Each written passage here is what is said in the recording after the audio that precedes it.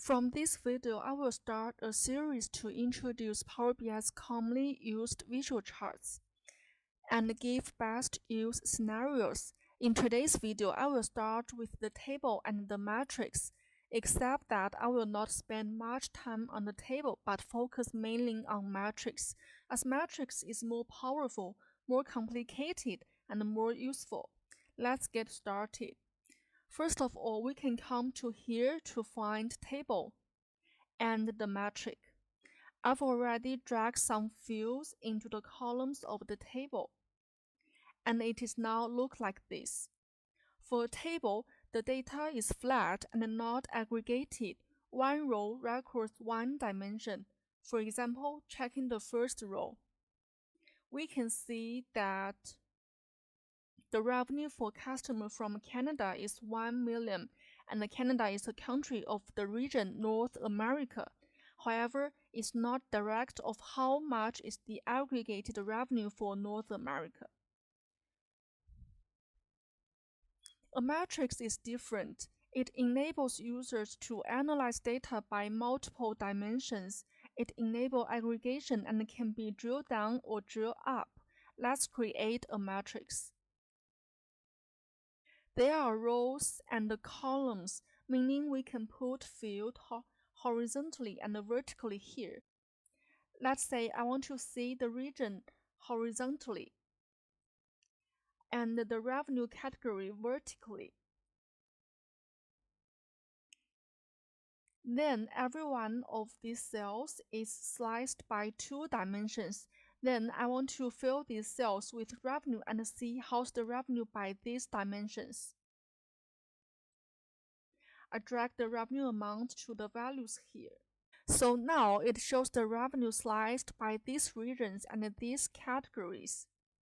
For example, for this value, it shows this region create this revenue for the category A. But of course, you can reverse the column and the row and change the position. In my opinion, matrix is way more powerful than a table. Let me prove it with 4 evidences. First of all, it can be sliced and diced by multiple dimensions. If I wanted to check revenue by region, and then by country, and then by revenue category, let's say I drag the revenue category to here. Then in a table, it would present like this, and it's not user-friendly at all. I will have to scroll down back and forth to find, for example, the revenue by category F for Bermuda from LATAM. However, for a matrix, if I want to go one step further and to check the revenue by country, I can simply put country under the region here. Here's a quick tip. See, there is still blank here and here, meaning that you can drag in more fields. And then we drill down a level. Ta-da! See how we can check the revenue by every category and the country and also by region. Secondly, it allows you to drill up and drill down and check number by different layers. Now we've made our first matrix in Power BI, and we learned how to check revenue by our second layer, the countries. What if we wanted to check region revenue again? Simply drill up here, and all the numbers for countries are hidden. Thirdly, you can find aggregated total and subtotal by every dimension. As I drill up, you can see that there is subtotals and grand totals in here. And as I drill down, there is subtotals and the grand totals by every category and by every country on the same page. Save you the time of downloading it and calculate by yourself. If you think they are super redundant, just click on the matrix, go to Format Your Visuals, and close the column subtotals and the row subtotals here. Fourthly, cross-check numbers.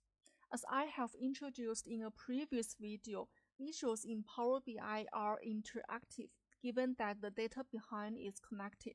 The matrix allows us to click on one cell and the details shows up. For example, if we click on here, other visuals are changing accordingly.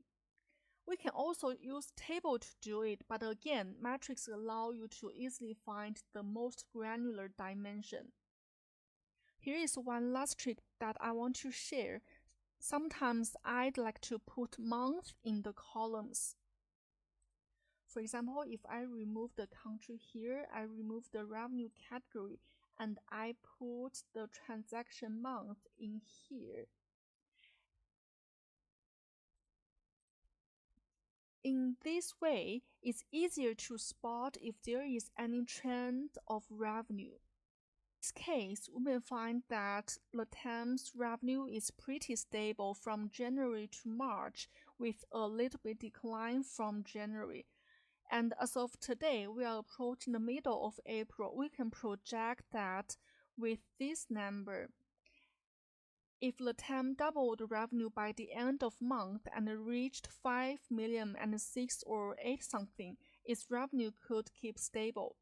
Okay, it's already a lot of content for today. There are extra several powerful functions of matrix, such as different ways to drill up by rows and by columns, apply field parameter to the rows, etc. I will make separate 2 videos and go to details with you. See you next time.